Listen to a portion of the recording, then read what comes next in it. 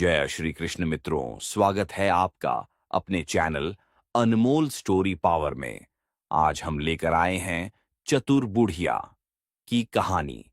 अगर आपको हमारी ये कहानी पसंद आए तो कृपया वीडियो को लाइक करके चैनल को सब्सक्राइब करें और बेल आइकन को जरूर दबाएं। तो चलिए दोस्तों, कहानी की तरफ बढ़ते हैं। गांव के बाहरी छोर पर एक बूढ़ी औरत की परछाई देखी गई। उसका झुका हुआ कद, मैली कुचैली साड़ी और सिर पर घूंघट हमेशा नीचे रहता। किसी ने भी उसकी आंखें नहीं देखीं, लेकिन हर कोई महसूस कर सकता था कि वो उन्हें घूर रही थी। कोई नहीं जानता था कि वह कौन थी, कहां से आई थी, और सबसे जरूरी बात, वह यहां क्यों थी। गांव के लोग अंधविश्वासी थे। किसी ने अफवाह फैला दी कि वह बुढ़िया कोई चुड़ैल है जो रात में भूतों को बुलाती है। कुछ लोगों ने उसे जंगल के किनारे किसी से फुसफुसाते भी देखा था, लेकिन वहां कोई और नहीं था। एक दिन गांव के एक लड़के चंदू ने हिम्मत करके बुढ़िया का पीछा किया। वह धीरे धीरे चल रही थी। उसके हाथ में एक लकड़ी थी जिससे वह जमीन पर कुछ बना रही थी। चंदू थोड़ा और करीब आया और देखा, वह जमीन पर अजीब से निशान बना रही थी, जैसे कोई रहस्यमयी लिपि हो।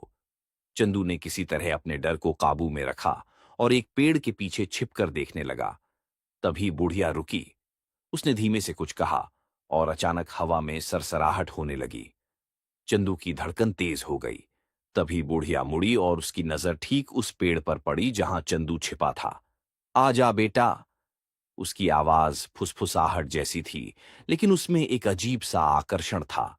चंदू का शरीर कांपने लगा, लेकिन वह अपनी जगह से हिला नहीं। फिर बुढ़िया कुछ बड़बड़ाई और अपने झोले से कुछ निकाला। चंदू ने देखा, वह सोने की एक पुरानी सी सिक्का थी। ये तेरा है, बुढ़िया ने कहा और सिक्का जमीन पर फेंक दिया। चंदू ने घबराकर वहां से भागने की कोशिश की, लेकिन जैसे ही उसने कदम बढ़ाया, उसे महसूस हुआ कि उसके पैर जमीन में धंसने लगे हैं। वह जितना ज्यादा निकलने की कोशिश करता, उतना ही फंसता चला गया। बुढ़िया धीमे धीमे उसकी तरफ बढ़ रही थी। तभी अचानक पीछे से किसी ने चंदू को जोर से खींच लिया। वह गांव के लाला जी थे, गांव के सबसे अमीर आदमी। उन्होंने चंदू को खींचकर बाहर निकाला और बुढ़िया को गुस्से से देखा। तू फिर से यहां आई? लाला जी की आवाज में गुस्सा और डर दोनों थे। बुढ़िया ने एक लंबी सांस ली और कहा, अब बहुत देर हो चुकी है, खेल शुरू हो चुका है। लाला जी का चेहरा सफेद पड़ गया। उन्होंने बिना कुछ कहे चंदू का हाथ पकड़ा और उसे लेकर गांव की ओर भागे। पीछे से बुढ़िया की हंसी गूंज रही थी, एक ऐसी हंसी जिसमें एक रहस्य छिपा था। गांव में पहुंचने के बाद लाला जी ने दरवाजे बंद कर लिए और चंदू से कहा, किसी से कुछ मत कहना। अगर अपनी जान प्यारी है तो उस बुढ़िया के पास दोबारा कभी मत जाना। चंदू को कुछ समझ नहीं आया, लेकिन वह बहुत डर गया था। उसे नहीं पता था कि यह सब क्या था, लेकिन एक बात पक्की थी, गांव में कुछ अजीब चल रहा था और लाला जी इस राज के बारे में जानते थे। लेकिन यह कहानी तो अभी शुरू ही हुई थी। चंदू उस रात ठीक से सो नहीं पाया।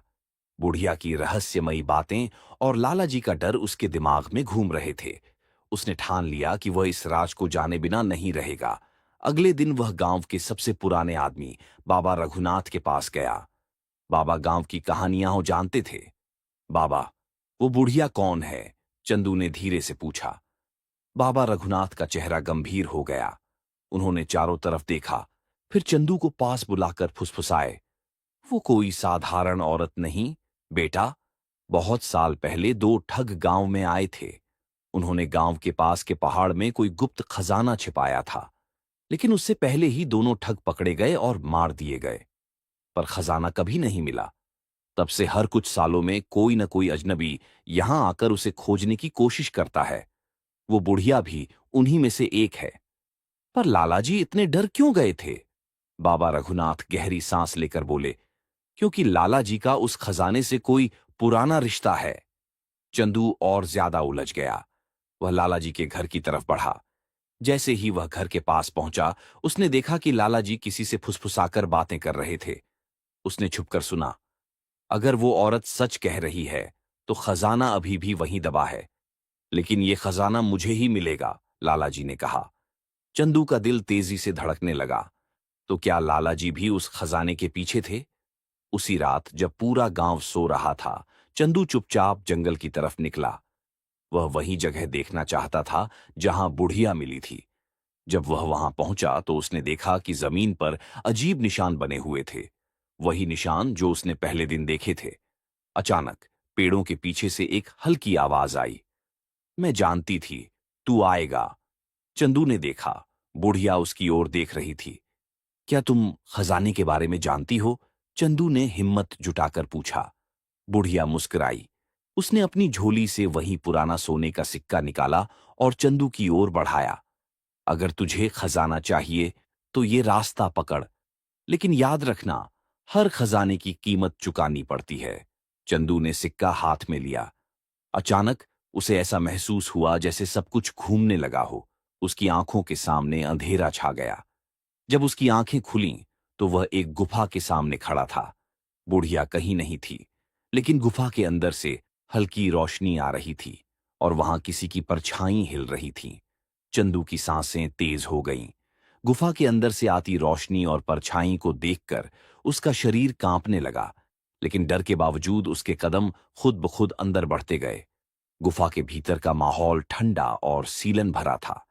दीवारों पर किसी प्राचीन भाषा में कुछ लिखा था, लेकिन चंदू उन अक्षरों को पढ़ नहीं पा रहा था। तभी उसे किसी के चलने की आहट सुनाई दी। वह एक चट्टान के पीछे छिप गया। गुफा के अंदर लालाजी और वह रहस्यमयी बुढ़िया खड़े थे, लेकिन इस बार बुढ़िया की आवाज पहले से अलग थी, काफी गहरी और ठंडी। तूने बहुत देर कर दी, लाला, बुढ़िया ने कहा। मुझे यकीन नहीं होता कि तू अब तक जिंदा है, लालाजी गुस्से से बोले। चंदू चौंक गया। ये दोनों पहले से एक दूसरे को जानते थे। बुढ़िया हंसी। मैं मरी नहीं थी, लाला, और न ही वो ठग जिनके खजाने को तूने अपना बनाने की कोशिश की थी। लालाजी का चेहरा सफेद पड़ गया। तू झूठ बोल रही है, बुढ़िया ने धीरे धीरे अपने चेहरे से घूंघट हटाया। चंदू की आंखें फटी की फटी रह गईं। बुढ़िया की जगह अब वहां एक लंबा और गठीला आदमी खड़ा था। उसकी आंखें चमक रही थीं। मैं वही हूं जिसे तूने और तेरे बाप दादा ने धोखा दिया था। लालाजी पीछे हटने लगे। ये नामुमकिन है, तू तो मर चुका था। नहीं लाला, उस आदमी की आवाज और भी ठंडी हो गई। मरता वो है जिसे कोई याद न करे, और मैं हर दिन इस गुफा में जिंदा रहा, बस उस पल का इंतजार करता रहा जब तू वापस आएगा। चंदू अब तक समझ चुका था, ये कोई साधारण खजाना नहीं था। ये एक धोखे की कहानी थी, एक साजिश और एक बदले की आग। लालाजी ने गुस्से में एक चाकू निकाला और उस आदमी पर झपटा, लेकिन तभी गुफा की दीवारों पर खुदी हुई प्राचीन लिपि चमक उठी। हवा में एक अजीब सी गूंज होने लगी और फिर अचानक अंधेरा छा गया। चंदू को लगा जैसे कोई अदृश्य ताकत उसे खींच रही है। लालाजी चिल्लाए, लेकिन उनकी आवाज गुफा की दीवारों में समा गई। उस आदमी की हंसी चारों ओर गूंजने लगी। फिर सब कुछ शांत हो गया। जब चंदू ने अपनी आंखें खोलीं, तो वह गांव के बाहर एक पुराने पेड़ के नीचे पड़ा था। उसके हाथ में वही सोने का सिक्का था, लेकिन इस बार सिक्के पर खून लगा था। लालाजी का कोई नामो निशान नहीं था। गांव के लोग कहते हैं कि लालाजी कभी लौटकर नहीं आए, लेकिन कुछ लोग अब भी कहते हैं कि अगर रात के सन्नाटे में गौर से सुनो तो गुफा के अंदर से एक आवाज आती है, एक ठग की हंसी जो अब भी अपने खजाने की रखवाली कर रहा है। चंदू अभी भी सदमे में था। उसे समझ नहीं आ रहा था कि वह गुफा से गांव के बाहर पेड़ के नीचे कैसे पहुंचा। लालाजी कहाँ गायब हो गए, और सबसे बड़ी बात, वह रहस्यमयी आदमी कौन था जो पहले बुढ़िया के रूप में था। उसने अपनी हथेली में पड़े खून से सने सोने के सिक्के को देखा। ये वही सिक्का था जो बुढ़िया ने उसे दिया था, लेकिन अब सिक्के पर एक अजीब सी आकृति उभर आई थी, दो आंखें जो उसे घूर रही थीं। डर से उसका शरीर कांप गया। वह दौड़ता हुआ बाबा रघुनाथ के पास पहुंचा। बाबा हमेशा से गांव के पुराने रहस्यों को जानते थे। बाबा, बाबा, लालाजी गायब हो गए। बाबा रघुनाथ ने अपनी पुरानी आंखों से चंदू की ओर देखा और धीरे धीरे बोले, मैं जानता था कि ऐसा होगा, लेकिन मैं यह उम्मीद नहीं कर रहा था कि तू इस खेल में फंस जाएगा। बेटा, क्या मतलब? चंदू ने बेचैनी से पूछा। बाबा ने गहरी सांस ली। बहुत साल पहले गांव के दो ठगों ने इस गुफा में खजाना छिपाया था। लेकिन खजाने से ज्यादा कीमती उनके पास एक रहस्य था, एक ऐसा रहस्य जो अमृता से जुड़ा था। चंदू की आंखें फैल गईं। अमृता? बाबा ने सिर हिलाया। हाँ, यही वजह थी कि हर कोई इस खजाने के पीछे था। लाला जी के पुरखे भी इसी रहस्य को पाने के लिए ठगों से मिले थे, लेकिन उन्होंने धोखा दिया और उन ठगों को मरवा दिया। पर एक ठग बच गया था और उसने कसम खाई थी कि वो इस गद्दारी का बदला लेगा। चंदू के हाथ में सिक्का अब और भी भारी महसूस हो रहा था। तो वो बुढ़िया, वो आदमी, वो कोई और नहीं बल्कि वही ठग था। बाबा ने सिर झुका लिया। हाँ बेटा, वो अब ठग नहीं बल्कि इस खेल का सबसे बड़ा खिलाड़ी बन चुका था। वो जानता था कि कैसे अपने चेहरे बदलने हैं, कैसे समय को धोखा देना है और कैसे सच को झूठ में बदलना है। चंदू को अब सब समझ में आने लगा। ये सिर्फ खजाने की कहानी नहीं थी, यह एक खेल था, सच और झूठ का खेल। तो लाला जी, बाबा ने चुपचाप सिक्के की ओर इशारा किया। चंदू ने सिक्के को गौर से देखा। इस बार सिक्के पर दो आंखों के साथ साथ एक और चीज उभर आई थी, लाला जी की धुंधली सी परछाई। लाला जी, इस खेल में हार गए चंदू, बाबा ने धीमे से कहा। अब यह खेल तेरे हाथ में है। चंदू की धड़कन तेज हो गई। क्या वह भी इस खेल में फंस चुका था? क्या वह अब इस रहस्य का नया रक्षक बन चुका था? उसने सिक्के को कसकर मुट्ठी में दबा लिया। अब यह सिर्फ एक खजाने की कहानी नहीं थी, यह उसकी जिंदगी का सबसे बड़ा सच बन चुका था। समाप्त, या शायद नहीं। चंदू की मुट्ठी में सिक्का अब गर्म होने लगा था, जैसे उसमें कोई जीवंत ऊर्जा भरी हो। बाबा रघुनाथ की बातों ने उसकी सोच को पूरी तरह बदल दिया था। अब उसे समझ में आ रहा था कि यह सिर्फ एक खजाने की तलाश नहीं थी, बल्कि एक ऐसे रहस्य की गुत्थी थी जिसमें सच और झूठ का फर्क मिट चुका था। लेकिन एक सवाल अब भी बाकी था, वह बुढ़िया आखिर थी कौन और उसने ये सब क्यों किया? चंदू ने फैसला किया कि अब वह डरकर भागेगा नहीं, वह उसी गुफा में वापस जाएगा और इस खेल को खत्म करके ही लौटेगा। चंदू रात के अंधेरे में धीरे धीरे गुफा की ओर बढ़ा। वहां चारों ओर सन्नाटा था, लेकिन गुफा के अंदर जाते ही उसे हल्की हल्की फुसफुसाहटें सुनाई देने लगीं। उसने देखा कि गुफा के अंदर फिर से वही रोशनी थी और इस बार वहां कोई बैठा था, बुढ़िया। लेकिन इस बार उसका चेहरा पूरी तरह बदल चुका था। उसके झुर्रियों भरे चेहरे की जगह अब एक शांत लेकिन तेज बुद्धि वाली महिला का चेहरा था। उसकी आंखें चमक रही थीं, जैसे वो हर चीज को देख सकती थी। तू वापस आ गया? बुढ़िया मुस्कुराई। चंदू ने हिम्मत जुटाकर कहा, अब सच बता, तू कौन है? बुढ़िया ने गहरी सांस ली और धीरे से बोली, मैं वही हूं जो सैकड़ों सालों से इस खजाने की रखवाली कर रही है। मैं वही हूं जिसे ठगों ने चुना था कि वह इस खेल को कभी खत्म न होने दे। पर तू एक ठग है या? मैं सिर्फ एक ठग नहीं, मैं समय हूं, बुढ़िया ने कहा। हर कोई सोचता है कि वह खजाने की तलाश में है, लेकिन असल में यह खजाना खुद अपने मालिक को चुनता है। यह सिर्फ सोने और गहनों का खजाना नहीं, यह उस रहस्य की चाबी है जो लोगों को समय से परे ले जा सकता है। चंदू का दिमाग चकराने लगा। तो लाला जी, वो इस खेल को जीत नहीं पाया। उसने लालच किया, उसने धोखा दिया और इसलिए समय ने उसे अपने अंदर समा लिया। बुढ़िया ने इशारा किया। चंदू ने देखा कि गुफा की दीवारों पर एक नया चित्र उभर आया था, एक आदमी की परछाई जो धीरे धीरे पत्थर में बदल रही थी। ये लाला जी थे। चंदू के रोंगटे खड़े हो गए। और अब? उसने धीमी आवाज में पूछा। बुढ़िया मुस्कुराई। अब तुझे फैसला करना है। अगर तू इस खेल से बाहर निकलना चाहता है तो सिक्का जमीन पर फेंक दे और हमेशा के लिए इस जगह को भूल जा। लेकिन अगर तू सच में इस रहस्य को समझना चाहता है तो सिक्का अपने पास रख और समय के इस खेल में शामिल हो जा। चंदू के हाथ पसीने से भीग गए। उसने सिक्के को देखा। उसकी सतह अब और भी चमकने लगी थी।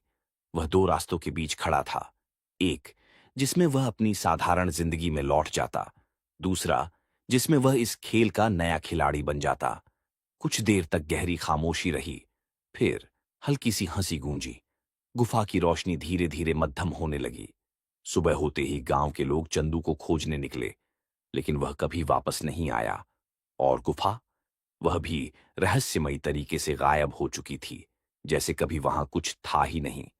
लेकिन कुछ लोग अब भी कहते हैं कि अगर आधी रात को गांव के पुराने हिस्से में ध्यान से सुनो, तो हवा में एक धीमी फुसफुसाहट गूंजती है। खेल अभी खत्म नहीं हुआ, अंत या शायद एक नई शुरुआत। गांव में चंदू के अचानक गायब होने की खबर आग की तरह फैल गई। लोग तरह तरह की कहानियां बनाने लगे। कुछ ने कहा कि चंदू को भूत उठा ले गए, कुछ बोले कि वह खजाना लेकर कहीं भाग गया, और कुछ ने यह भी सोचा कि वह किसी और दुनिया में चला गया। लेकिन बाबा रघुनाथ मुस्कुराते रहे। वह जानते थे कि यह सिर्फ एक कहानी नहीं थी, बल्कि जीवन का एक महत्वपूर्ण सबक था। लालच, सच्चाई और समय का खेल। लाला जी की कहानी हमें यह सिखाती है कि जो व्यक्ति सिर्फ अपने स्वार्थ के लिए दौड़ता है, उसे अंत में हाथ कुछ नहीं लगता। उन्होंने सोचा कि वह खजाने को अपना बना सकते हैं, लेकिन असल में वह खुद ही इस खेल का शिकार बन गए। जीवन में हमें यह समझना चाहिए कि लालच हमें कहीं नहीं ले जाता, बल्कि हमें अपने ही जाल में फंसा देता है। संतोष और मेहनत ही असली खजाना है। चंदू के सामने सच और झूठ का खेल था। बुढ़िया का रहस्य, खजाने की कहानियां और गांव के लोगों के डर, इन सब के बीच सच्चाई को पहचानना सबसे मुश्किल काम था। हमारी जिंदगी में भी यही होता है। हर जगह सूचनाएं, अफवाहें और भ्रम होते हैं, लेकिन जो व्यक्ति अपनी बुद्धि और धैर्य से सही गलत का फर्क समझता है, वही असली विजेता होता है। बुढ़िया ने जो आखिरी बात कही थी, मैं समय हूं, उसका अर्थ बहुत गहरा था। ये कहानी सिर्फ खजाने और ठगों की नहीं थी, ये समय के खेल की थी। समय सबसे बड़ा खिलाड़ी है। जो इसे समझ लेता है, वह आगे बढ़ जाता है। जो इसे हल्के में लेता है, वह पीछे छूट जाता है। जीवन में भी हमें समय की कीमत समझनी चाहिए। जो व्यक्ति समय का सम्मान करता है, वह सफल होता है। चंदू के पास दो विकल्प थे, खेल से बाहर निकलना या उसमें फंस जाना। यह हमें यह सिखाता है कि हर इंसान के जीवन में दो रास्ते होते हैं, एक आसान लेकिन खोखला, और दूसरा कठिन लेकिन मूल्यवान। हमें हमेशा वह रास्ता चुनना चाहिए जो हमें आगे बढ़ाए, न कि वह जो हमें भ्रमित करे या हमारे नैतिक मूल्यों से दूर कर दे। गांव के लोग चंदू की खोज में लगे रहे, लेकिन उसे कभी नहीं ढूंढ पाए। लेकिन सालों बाद जब किसी ने बाबा रघुनाथ से पूछा कि क्या चंदू कभी लौटेगा, बाबा बस मुस्कुराए और बोले, जो समय के खेल को समझ ले, वह कभी खोता नहीं, बस बदल जाता है। अगर आपको यह कहानी पसंद आई हो तो इसे लाइक और शेयर करें। हमारे चैनल अनमोल स्टोरी पावर को सब्सक्राइब करना ना भूलें और बेल आइकन को दबाएं, ताकि आपको हमारी सभी नई कहानियों की जानकारी मिल सके। धन्यवाद। फिर मिलेंगे एक नई रोचक कहानी के साथ। जय श्री कृष्णा।